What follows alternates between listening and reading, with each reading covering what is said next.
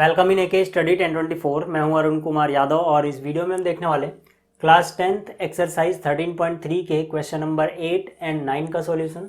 और इससे पहले की सभी वीडियोस के लिंक आपको मिल जाएंगे इस वीडियो के डिस्क्रिप्शन में। तो क्वेश्चन नंबर 8 से शुरू करते हैं। पहले क्वेश्चन नंबर 8 को समझ लेते हैं, फिर बात करेंगे इसके सॉल्यूशन की।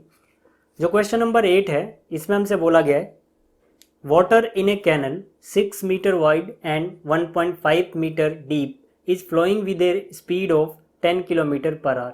मतलब कि एक नहर है, कैनल है, जिसमें से पानी फ्लो हो रहा है और जो नहर की चौड़ाई है वो है 6 मीटर और जो गहराई है वो है 1.5 मीटर और जो पानी का फ्लो होने की स्पीड है वो है 10 किलोमीटर पर आवर।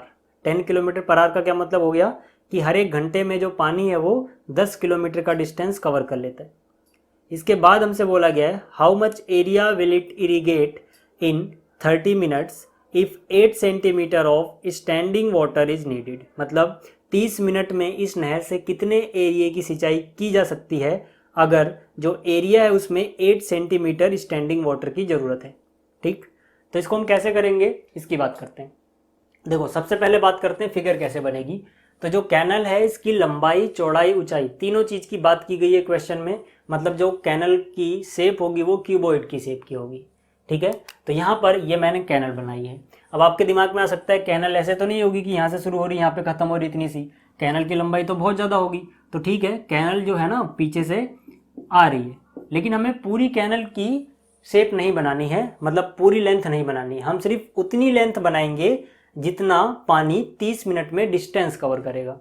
आपको क्वेश्चन याद रखना है इसमें कि जो कॉन्सेप्ट लगता है यहाँ पर वो ये होता है कि आप नहर की सिर्फ उतनी लंबाई बनाते हो जितना पानी डिस्टेंस कवर करता है उतने टाइम में जो आपको क्वेश्चन में गिवन है। ठीक है, तो हमें कितना गिवन है कि 30 मिनट में कितनी सिंचाई होगी। तो यहाँ पे हम कैनल की सिर्फ वो लेंथ लेंगे जो पानी 30 मिनट में कवर कर सकता है। ऐसा क्यों करते हैं उसकी बात करते हैं। देखो, यहाँ पर समझो कि एरिया तो हमें बताया गया नहीं किस डिजाइन का है, कि किसी भी डिजाइन का एरिया हो सकता है। मान लो ये वो एरिया है जिसकी सिंचाई करनी है। ठीक है, तो अब क्या होगा, पानी यहाँ से फ्लो होता हुआ आएगा और इसके अंदर इस एरिया में गिरेगा जाके। ठीक है, तो इस एरिया की सिंचाई होगी। अब होगा क्या, अब मान के चलो कि पानी पीछे से फ्लो होता हुआ आ रहा है। ठीक है, तो यहाँ पर पानी भरा हुआ है पूरा और ये आगे जा रहा है। ठीक है, और यहाँ से जाके पानी इसमें गिर रहा है। तो हम कितना वॉल्यूम ऑफ पानी 30 मिनट के अंदर इसमें गिरा देंगे। सिंपल सी बात सोचो, मान लो यहाँ पर वाटर का ये मॉलिक्यूल 30 मिनट बाद जस्ट यहाँ पहुँचता है। तो इसका मतलब क्या है कि 30 मिनट पहले जब ये यहाँ पे था, इसके आगे जितने भी पानी के मॉलिक्यूल थे, जब ये चीज़ यहाँ पहुँचेगी, जो इससे आगे थे, जाहिर सी बात तो यहाँ पे गिर चुके होंगे। तो कहने का मतलब ये है कि यहाँ पर 30 मिनट में जितनी लेंथ ये कवर कर रहा है, इसके आगे के सारे जो वाटर के मॉलिक्यूल्स हैं वो इसमें गिर जा रहे हैं। मतलब यहाँ पे जो क्यूबॉइड बन रहा है जिसकी लेंथ सिर्फ उतनी है जितना डिस्टेंस ये 30 मिनट में कवर कर पा रहा है, उतने वॉल्यूम का पानी इसके अंदर गिर रहा है। तो सिंपल सी बात है, 30 मिनट में जो सिंचाई हो रही है उसके अंदर इस क्यूबॉइड के अंदर जितना पानी है वो सारा गिर चुका है। ठीक है, इसीलिए हम क्या करते हैं, हम सिर्फ उतनी लेंथ लेते हैं जितना पानी उतने टाइम में कवर कर पा रहा है। ठीक है ना, क्योंकि इसके पीछे का पानी तो यहाँ पे आकर रुक जाएगा। ठीक है ना, गिरेगा कितना, सिर्फ इतनी लेंथ का। ठीक है, क्योंकि टाइम जो है वो सिर्फ 30 मिनट का है। अब देखो, इसके बाद अब हम कॉन्सेप्ट क्या लगाएंगे इसकी बात करते हैं। आपको ये तो समझ में आ गया होगा कि जो स्मॉल एल है ये पूरी नहर की लंबाई नहीं है, ये सिर्फ लेंथ ऑफ वाटर है जो वाटर डिस्टेंस कवर करता है 30 मिनट में। ठीक, तो अब यहाँ पर सबसे पहले हमें निकालना है कि 30 मिनट में पानी कितनी लंबाई तय करेगा। ठीक है, चौड़ाई और ऊंचाई तो सेम रहेगी। तो यहाँ पे मैंने लिखा वाटर फ्लो स्पीड कितनी है, 10 किलोमीटर पर आवर। मतलब क्या है कि जो पानी फ्लो होता है उसकी स्पीड ये दी गई हमें। अब इसका मतलब सिंपल सा ये निकलता है कि हर एक घंटे में पानी 10 किलोमीटर की लेंथ कवर करेगा। तो यहाँ पे मैंने लिखा कि इसका मतलब है length of water flown in 1 hour is equal to 10 kilometre. ठीक है ना, क्योंकि speed 10 kilometre per hour given है। अब हमसे 30 मिनट में पूछा गया तो पहले इसको मिनट में कन्वर्ट करो। तो मैंने यहाँ पे लिखा लेंथ ऑफ वाटर फ्लोन इन, एक घंटे में कितने मिनट होते हैं, 60, इन 60 मिनट्स इज इक्वल टू, अब यहाँ पर सब कुछ मीटर में गिवन है तो 10 किलोमीटर में कितने मीटर होंगे, 10,000। ठीक है ना, मीटर, 1 किलोमीटर में 1000 मीटर, तो 10 किलोमीटर में 10,000 मीटर हो गए। अब देखो, अब मुझे क्या करना है, मुझे 60 मिनट में लंबाई पता लग गई, लेकिन मुझे चाहिए सिर्फ 30 मिनट में। तो मैंने यहाँ पे लिखा लेंथ ऑफ वाटर फ्लोन इन 30 की जगह 60 की जगह 30 मिनट, ठीक है ना, 30 मिनट, इसको मैंने क्या बोला है एल। और ये कितनी हो जाएगी, देखो सिंपल सी बात है यार, टाइम 60 था, अब 60 से 30 रह गया, यानी आधा हो गया। तो यहाँ पे 10,000 है, तो 10,000 का आधा यानी कि 5,000 मीटर। फिर से समझा देता हूँ, 60 मिनट में इतना, तो 60 का आधा यानी 30 मिनट में इतने का आधा यानी कि 5,000 मीटर। ठीक है, तो हमें एल की वैल्यू पता लग गई। अब इसके बाद क्वेश्चन आता है कि अब आगे हम कैसे बढ़ेंगे। ठीक है, तो आगे बढ़ने का कॉन्सेप्ट होगा, ध्यान से देखना इसको, यहाँ पे मैंने लिखा volume of water, volume of water flown from canal in 30 minute is equal to volume of water went into area in 30 minutes। मेरे कहने का क्या मतलब है वो देखो, ठीक है, ये चीज़ अलग है। यहाँ से मैं ये कह रहा हूँ कि 30 मिनट में इस नहर से जितना पानी फ्लो जाता है, जितना वॉल्यूम फ्लो जाता है, वही तो इस एरिया में गया होगा, यानी कि इस एरिया में उतना ही वॉल्यूम गया है जितना 30 मिनट में यहाँ से फ्लो हुआ है। तो मैंने लिखा volume water flown from the canal, यानी इस कैनल से 30 मिनट में जितना पानी फ्लो हुआ वो बराबर होगा वॉल्यूम ऑफ वाटर वेंट, यानी वो पानी का वॉल्यूम जो गया है कहाँ पर, इनटू एरिया। ठीक है, इस एरिया में सेम टाइम में। ठीक है, तो ये आपको समझ में आ गया होगा। अब ये कैसे निकालेंगे कि ये जो वॉल्यूम है इसका फॉर्मूला क्या होगा, सिंपल सी बात है, जो यहाँ से पानी जा रहा है ये तो क्यूबॉइड की शेप में है, तो यहां से मैं कह सकता हूं सीधा सीधा क्यूबॉइड का एरिया यानी length into breadth into height. ठीक है, और ये लेंथ कौन सी है, वो लेंथ जो 30 मिनट में है। ठीक है, इज इक्वल टू, अब यहां पे वॉल्यूम ऑफ वाटर जो इस एरिया में होगा उसका फॉर्मूला हो जाएगा एरिया इंटू में हाइट, एरिया इंटू में हाइट ऑफ स्टैंडिंग वाटर। अब जरा इसको ध्यान से समझना, मैंने यहाँ पर दो चीज़ें लिखी, पहला एरिया, दूसरा हाइट। ठीक है, तो यहाँ पर जो यहाँ पर एरिया है मुझे इसकी शेप नहीं पता कि भाई ये किस शेप का है एरिया। ठीक है, अगर मान लो एरिया सर्कुलर होता, मान लो अगर एरिया सर्कुलर होता और पानी की हाइट मतलब पानी इसमें खड़ा होगा ऐसे, ठीक है ना, इतनी ऊंचाई तक पानी भर जाएगा। अगर ये एरिया ऑफ बेस सर्कुलर होता तो इसका एरिया क्या आता, पाई आर स्क्वायर, और फिर इसकी हाइट आ जाती तो पाई आर स्क्वायर एच बन जाता। ठीक है, लेकिन मुझे पता नहीं कि सर्कुलर है कि नहीं, लेकिन इतना तो पता है ना कि जो भी एरिया था बेस का, पाई आर स्क्वायर क्या है असलियत में, एरिया इनटू में हाइट। इसी तरह से मान लो अगर जो एरिया है ये रेक्टेंगुलर होता, ठीक है, ये एरिया होता, ठीक है, और पानी इसमें कुछ हाइट तक खड़ा रहता, ठीक है, कुछ हाइट तक पानी इसमें खड़ा होता, तो मैं इस एरिया को क्या बोलता, लेंथ इंटू ब्रेथ, और हाइट की इसमें मल्टीप्लाई कर देता तो इसका वॉल्यूम आ जाता। मतलब क्या है कि जब भी, याद रखना है आपको, जब भी जो एरिया है, ठीक है ना, इसके परपेंडिकुलर होती है हाइट, इसके परपेंडिकुलर हो हाइट, तो हम एरिया इंटू अगर हाइट कर दें तब हमें वॉल्यूम मिलता है। कंडीशन ये है कि एरिया और हाइट एक दूसरे के परपेंडिकुलर होने चाहिए, एरिया ऑफ बेस। ठीक है, जैसे कि जो कोन होता है, ठीक है, कोन में भी एरिया पाई आर स्क्वायर है, जैसे कि सिलेंडर में एरिया पाई आर स्क्वायर था, लेकिन जो यहाँ पर इसकी दीवारें हैं ये तिरछी होती हैं ऐसी, ये 90 डिग्री नहीं बनाती हैं, तो इसको अगर आप एच से मल्टीप्लाई करते हो तब आपको वॉल्यूम नहीं मिलता है, आपको 1/3 अलग से लगाना पड़ता है। ठीक है ना, क्योंकि यहाँ पर ये तिरछा गया है। लेकिन मैं बात कर रहा हूँ जो एरिया है, जो भी इसमें जो पानी खड़ा होगा ये इसके परपेंडिकुलर होगा। समझो, मान लो जो फील्ड है या जो एरिया इसमें सिंचाई करनी है वो इस मेरी हथेली जैसा है, तो इसमें जो पानी खड़ा होगा वो कैसे होगा, ऐसे, इसके परपेंडिकुलर जस्ट। ठीक है, तो यहाँ पर हम ये कॉन्सेप्ट लगा सकते हैं, लेकिन कोन में वो नहीं लगता है क्योंकि कोन में हाइट परपेंडिकुलर वैसे नहीं होती ना, स्लैंट हाइट होती है वो। तो यहाँ पर हम ये चीज़ लगा सकते हैं। देखो, तो यहाँ से आपको समझ में आ गया इसका वॉल्यूम कितना था, length into breadth into height.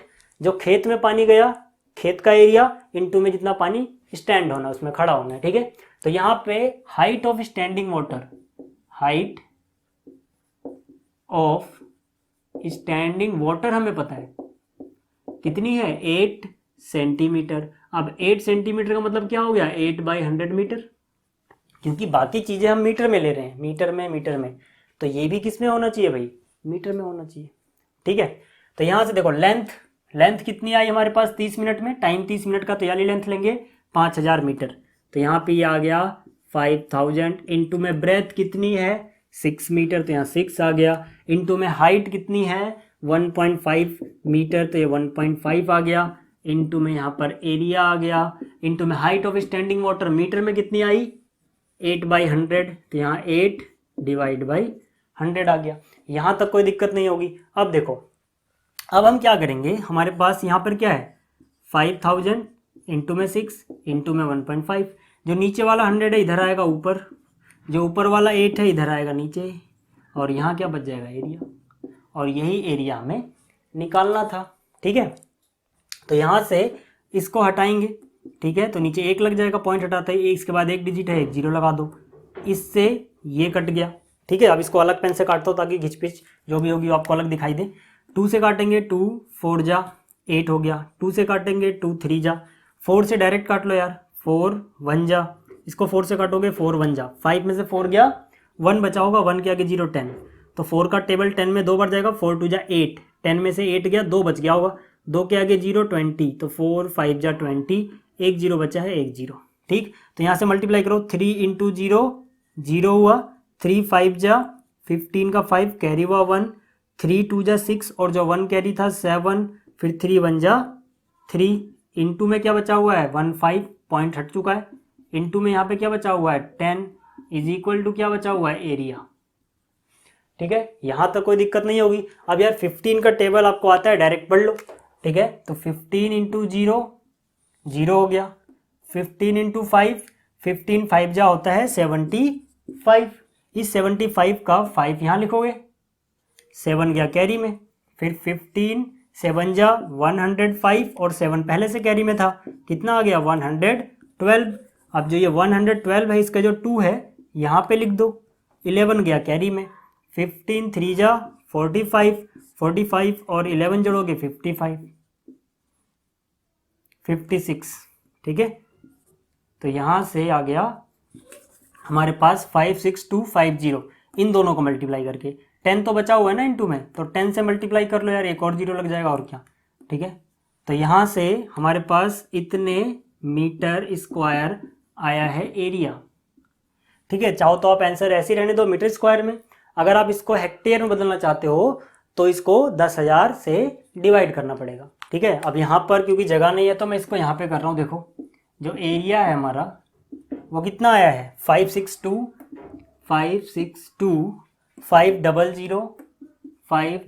Metre square, ठीक है। जैसे ही मैं इसको 10,000 से डिवाइड करूँगा ये बन जाएगा हेक्टेयर, ठीक है, क्योंकि जो रिलेशन होता है वो ये है कि 1 हेक्टेयर में 10,000 मीटर स्क्वायर होते हैं, ठीक है। तो यहाँ से 00 से 00 गया, यहाँ पर क्या है 1 2, तो यहाँ पे 1 2 के बाद पॉइंट लगाओ, 56.25, ठीक है, हेक्टेयर। अब देखो जो क्वेश्चन नंबर 9 है इसमें हमसे बोला गया a farmer connects a pipe of internal diameter 20 centimetre from a canal into a cylindrical tank in her field which is 10 metre in diameter and 2 metre deep. मतलब कि एक महिला किसान है जिनके खेत में एक सिलेंड्रिकल टैंक है और वो इस सिलेंड्रिकल टैंक को एक नहर से जोड़ देती हैं एक पाइप के थ्रू, मतलब वो नहर का पानी पाइप से होते हुए सिलेंड्रिकल टैंक में लाके भरना चाहती हैं। जो पाइप है जिससे इन्होंने कैनल यानी कि नहर और सिलेंड्रिकल टैंक को जोड़ा है उसका इंटरनल डायमीटर है 20 सेंटीमीटर और जो टैंक है जिसको ये भरना चाहती हैं उसका डायमीटर है 10 मीटर और जिसकी गहराई है वो है 2 मीटर। इसके बाद हमसे बोला गया है if water flows through the pipe at the rate of 3 kilometre per our in how much time will the tank be filled. मतलब जो पाइप है अगर उसमें से जो पानी की स्पीड है वो 3 किलोमीटर प्रति घंटा है तो हमें बताना है कि कितने टाइम के बाद जो टैंक है वो भर जाएगा, ठीक है। तो यहाँ पर देखो, समझो कि जो किसान है, ठीक है, महिला किसान, उनके खेत में जो सिलेंड्रिकल टैंक है वो ये है, इसको वो इस पाइप के थ्रू कनेक्ट करती हैं एक नहर से, ठीक है ना। समझो यहाँ पे कहीं नहर जा रही होगी, मैंने नहर नहीं बनाई है, कैनल, तो कैनल से इस पाइप को कनेक्ट करती हैं और यहाँ से पानी इसमें आता है, ठीक। तो जो ये पाइप है इसका इंटरनल डायमीटर कितना बताया गया हमें, 20 सेंटीमीटर, और जो इसमें से स्पीड है पानी की, ठीक है, जो पानी की स्पीड है वो हमें कितनी बताई गई है, 3 किलोमीटर प्रति घंटा, ठीक है। इसके बाद जो ये सिलेंड्रिकल टैंक है जो खेत में रखा हुआ है, इसका डायमीटर है 10 मीटर और इसकी हाइट है 2 मीटर। तो इसकी रेडियस को R2 बोला, इसकी हाइट को H2, और जो इसकी रेडियस है पाइप की इसको R1 बोल दिया मैंने, ठीक है। तो पहले जो डेटा हमें पता है वो लिख लेते हैं, फिर बात करेंगे कि इसका सॉल्यूशन कैसे आएगा, ठीक है। हमें ये बताना है बस कि कितने टाइम में वो भर जाएगा। तो यहाँ पे देखो इंटरनल रेडियस कितनी हो जाएगी पाइप की, देखो अगर इंटरनल डायमीटर 20 सेंटीमीटर है तो जो इसकी इंटरनल रेडियस होगी वो 20 का हाफ यानी कि 10 सेंटीमीटर हो जाएगा भाई, 20/2, ठीक है। आप देखो बाकी सब कुछ मीटर में है तो इसको भी आप क्या करो, मीटर में कन्वर्ट कर लो। अगर आप इसको मीटर में कन्वर्ट करोगे तो कितना हो जाएगा, 1 मीटर में 100 सेंटीमीटर होते हैं, मतलब अगर सेंटीमीटर से मीटर में जाओगे तो आपको 100 से डिवाइड करना पड़ेगा, ठीक है ना। इससे ये कट गया यानी कितना आ गया, 1/10 मीटर, ठीक है। तो आपको इतना याद रखना है कि जो इसकी इंटरनल रेडियस है वो है 1/10 मीटर, ठीक है ना। सेंटीमीटर से हमने मीटर में कन्वर्ट कर लिया, डायमीटर 20 था तो रेडियस 10 सेंटीमीटर, इसको मीटर में बदल लिया। इसके बाद है रेडियस ऑफ टैंक, ठीक है। देखो जो टैंक की रेडियस इसको मैंने R2 बोला है, तो डायमीटर है 10, तो रेडियस कितनी देगी, 10 का हाफ यानी कि 5 मीटर, तो R2 की वैल्यू आ गई यहाँ पे 5 मीटर, यहाँ तक भी समझ में आ गया होगा। इसके बाद है height of tank, height of tank H2 कितना है, 2 मीटर, तो यहाँ पे मैंने 2 मीटर लिख दिया। अब देखो जो समझने वाली बात है वो यहाँ पे, देखो यहाँ पर इसका वॉल्यूम आप निकाल लोगे कितना पानी भरना है, आपको रेडियस पता है और हाइट पता है, यहाँ पर सिर्फ आपको रेडियस पता है, ठीक है ना। अब कितनी लेंथ लेनी है ये हम वैसे ही करेंगे जैसे पहले क्वेश्चन में किया था। मैंने आपको क्या बोला कि यहाँ पे पानी इस डायरेक्शन में बह रहा है तो इस डायरेक्शन में आप वो लंबाई लोगे, ठीक है, जितना पानी कवर कर लेगा टाइम में जो हमें गिवन है। अब इस क्वेश्चन में टाइम तो निकालना है तो हम टाइम को 1 आवर मान के चलेंगे, जो स्पीड है वो प्रति घंटे के हिसाब से दी गई है, यानी 1 घंटे के हिसाब से दी गई है, तो हम इसकी जो डिस्टेंस लेंगे जो पानी कवर करेगा वो 1 घंटे के हिसाब से लेंगे। तो जब वॉल्यूम निकालेंगे उस डिस्टेंस को रख के तो वॉल्यूम भी 1 घंटे का ही आएगा, ठीक है ना। तो यहाँ पे मैंने लिखा let H1 is equal to distance covered by water in 1 hour. अभी धीरे धीरे आपको समझ में आ जाएगा, अभी समझ में नहीं आया तो टेंशन लेने वाली बात नहीं है। तो यहाँ पे H1 कितना हुआ, देखो H1 क्या है, पानी इसमें से जितना डिस्टेंस कवर कर रहा है प्रति घंटा, और स्पीड कितनी है 3 किलोमीटर पर आवर। इसका मतलब क्या हो गया कि 1 घंटे में पानी 3 किलोमीटर जाता है, तो H1 की वैल्यू हो गई 3 किलोमीटर। अब 3 किलोमीटर को अगर आप मीटर में बदलोगे तो हो जाएगा 3000 मीटर। अब देखो इससे फायदा क्या होगा, अगर मैं यहाँ पे निकालूं volume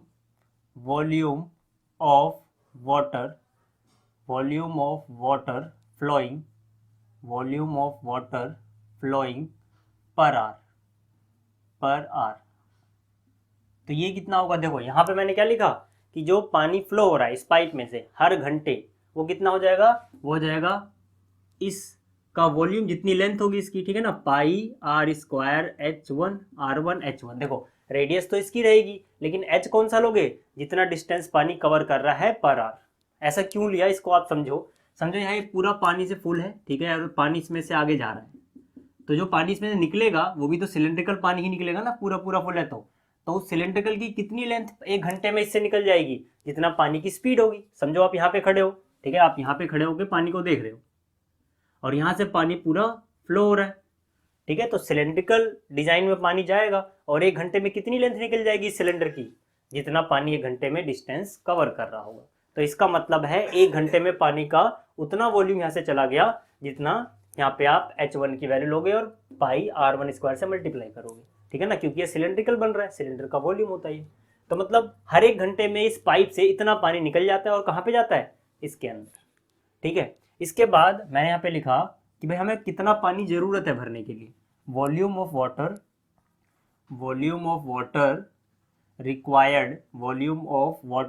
required to fill tank, ठीक है भाई। टैंक को फिल करने के लिए हमें कितना पानी चाहिए, देखो टैंक को फिल करने के लिए हमें उतना ही पानी चाहिए जितना इसका वॉल्यूम है, क्योंकि इसी टैंक को फिल करना है। तो टैंक का वॉल्यूम कितना हो जाएगा, पाई, इसकी रेडियस कितनी है R2, पाई R2 स्क्वायर इसकी हाइट कितनी है h2।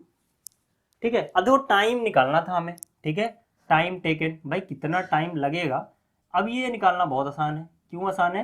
क्योंकि आपको ये पता है कि आपको कितना पानी चाहिए। आपको कितना पानी चाहिए फिल करने के लिए? इतना, यानी कि आपको चाहिए पाई R2 स्क्वायर H2, इतना वॉल्यूम चाहिए पानी का।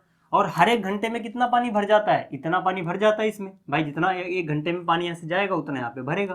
तो यहाँ पर हो जाएगा पाई R1 स्क्वायर H1।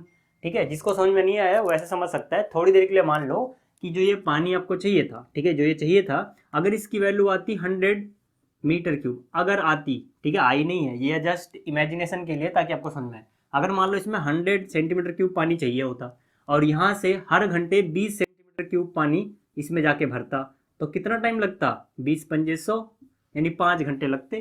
तो मतलब क्या, जितना पानी आपको चाहिए हर घंटे जितना पानी उसमें जाके भर जा रहा है उससे डिवाइड कर दो, आपको ये पता लग जाएगा टाइम कितना लगेगा। ठीक है ना, तो ये समझाने के लिए था जस्ट ये। तो हमें टोटल इतना पानी चाहिए और इतना पानी हर एक घंटे भर जाता है इसमें। ठीक है, तो इसको इससे डिवाइड करेंगे तो टाइम आ जाएगा। अब ये आसान है यार, पाई से पाई कट गया।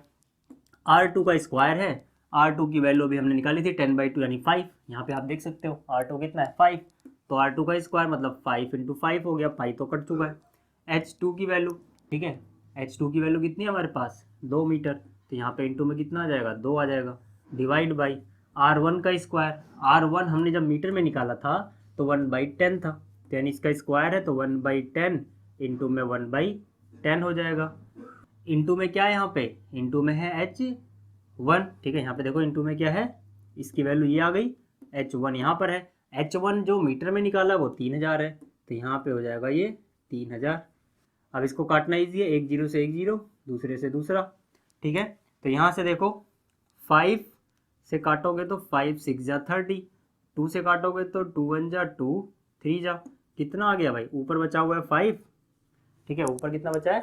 5 बचा है, और नीचे कितना बचा है? नीचे बचा है 3। टाइम किस में आएगा? आर में। ठीक है, तो 5/3 आवर्स आ गया। अगर आप इसको मिनट में बदलना चाहते हो तो एक घंटे में कितने मिनट होते हैं? 60। तो यानी कि जितने घंटे हैं उसको 60 से अगर मल्टीप्लाई कर दिया जाए तो ये मिनट में कन्वर्ट हो जाएगा। ठीक है, तो 3 1 जा 3, 2 जा, ये गया, तो 20 यहाँ 5 यहाँ, 25 जा 25 जा कितना होता है? 100। तो मतलब टोटल 100 मिनट्स लगेंगे इसको पूरा फिल करने में। तो उम्मीद है आपको एक क्वेश्चन समझ में आया होगा। इस वीडियो में इतना ही, जल्दी मिलेंगे अगली वीडियो में। Thanks for watching.